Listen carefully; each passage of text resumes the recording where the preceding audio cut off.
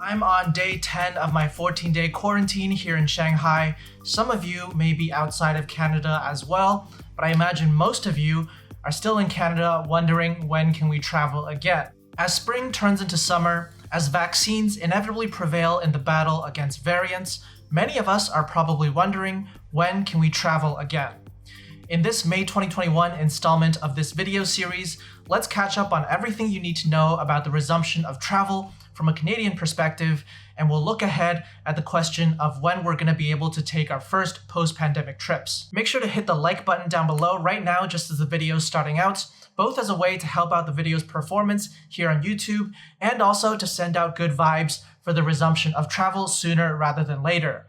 And without further ado, let's get started. Now, even though we're all very excited to travel eventually, I do think it's important to acknowledge that the COVID-19 situation in Canada over the past few months of spring 2021 hasn't exactly been very positive. In fact, it's been very serious and very concerning, and there has been a sharp rise in the number of cases as part of the third wave in the country. So therefore, in terms of the travel outlook, I would say that we haven't really made any progress towards our final destination.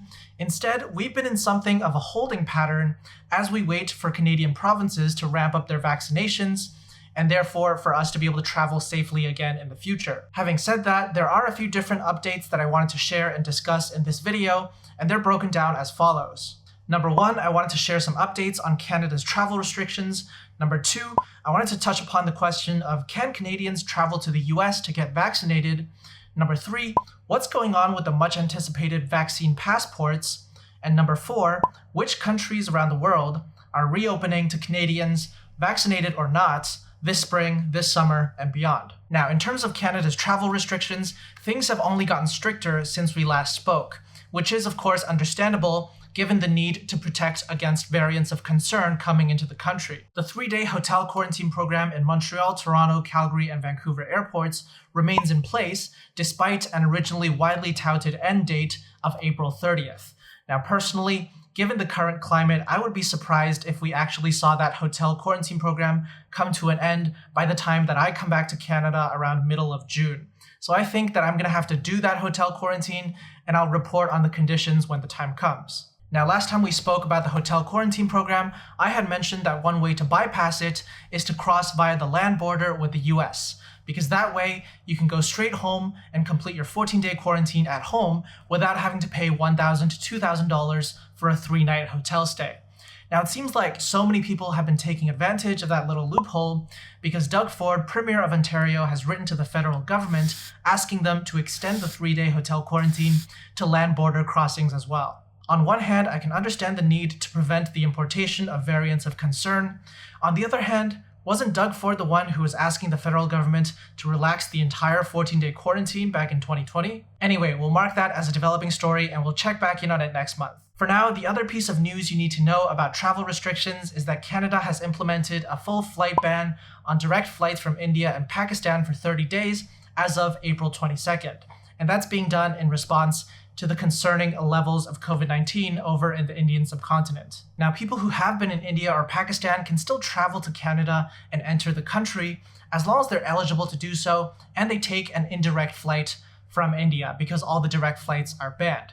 Canada certainly hasn't gone as far as, say, Australia, who has made it illegal for people who have been in India to travel back to Australia, even if they're Australian citizens. Personally, I think that's definitely a step too far in terms of travel restrictions, and I'm happy that Canada isn't entertaining any idea of the sort. The next question that I wanted to touch upon is something that might have crossed your mind if you live in Canada and you've been jealously peering down on our neighbors to the south in terms of their vaccination progress. You might have wondered, can I actually travel to the US and get vaccinated there? Now, the quick answer is yes, because many US states are actually opening up their vaccinations to anybody who walks in. You don't have to be a citizen or a resident to qualify for the vaccine in these states.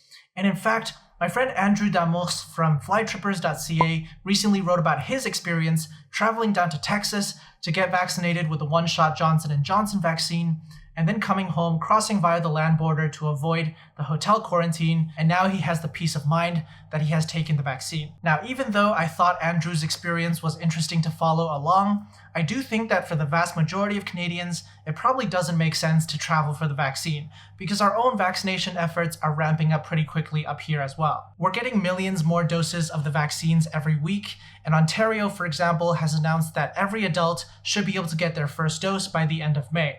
So really, there's no need to go through all the hassle to travel elsewhere to get the vaccine right now, unless you're super impatient. Now, speaking of vaccines, let's move on to the topic of vaccine passports, which are widely anticipated to play a major role in the resumption of international travel among vaccinated travelers. And there's a few moving parts here that I wanted to check in on individually. On one side, there's the proof of vaccination efforts that's being led by the airline and aviation industry, the prime example of which is the IATA Travel Pass, which I had mentioned the last time we had made one of these When Can We Travel Again videos. Back then, the IATA Travel Pass was supposed to launch at the end of March, and it has experienced a bit of a delay. The iOS version of the app had launched in the middle of April, and the Android version is coming by the middle of May. The app is also being trialed by a wider range of airlines now compared to before, around 30 global airlines around the world. However, here in Canada, neither Air Canada nor WestJet have announced their intention to use the IATA Travel Pass as of yet. If you're flying with one of these airlines that's trialing the IATA Travel Pass app, then the airline will give you a code to input into the app, and then you'll be able to upload your health documents, maybe your proof of vaccination, and that will automatically get transmitted to the airline and the governments of the country that you're going to as well. So that's what's going on in the aviation industry, but we really don't know if the IATA Travel Pass will be a true vaccine passport in the sense that it will be accepted by all governments around the world as a proof of vaccination. That's still up in the air for now. Now, many countries around the world, including Canada's, have publicly championed the idea of a vaccine passport. Indeed, Canadian Health Minister Patty Hajdu recently came out and said that the government is exploring a way to use vaccine passports to support the resumption of international travel, citing that around 80% of Canadians support the idea. But having said that, right now it's a little too early to tell what that vaccine passport will actually look like. One possibility is that it could be a revamped version of the Arrive Can app that Canada rolled out in 2020 for inbound travelers to report their health details.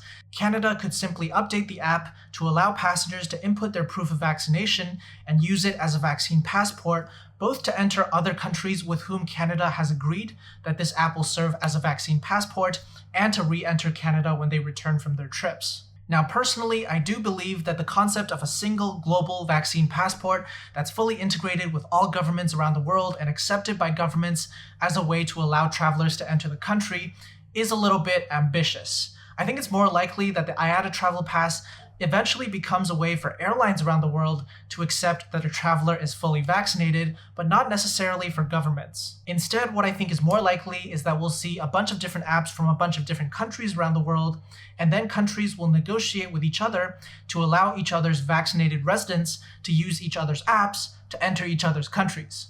I could easily see something like this happening with, let's say, Canada's Arrive Can app, and then Canada would negotiate with their EU counterparts and allow Canadians who have been vaccinated to upload their proof of vaccination to the Arrive Can app and use that to enter the European Union. And if there's no agreement in place, then you might just have to use the app of the country that you're going to and submit your proof of vaccination there in order to enter the country if they're opened to vaccinated travelers. Anyway, that's just my prediction. We'll see if it comes true in the future. And hopefully we'll have a little bit more movement on the whole vaccine passports thing by the next time we do one of these monthly check-ins. Now, in his recent comments on the topic of vaccine passports, Prime Minister Justin Trudeau indicated that Canadians might be able to travel by this summer if everything goes well. And so now the question is, where can Canadians, ideally vaccinated, actually go? As I mentioned in the last update we did, the process of countries reopening to tourism has largely coincided with the vaccination progress around the world. The good news is that right now there are a handful of countries around the world that have fully reopened to travelers who have gotten the full dose of the COVID-19 vaccine.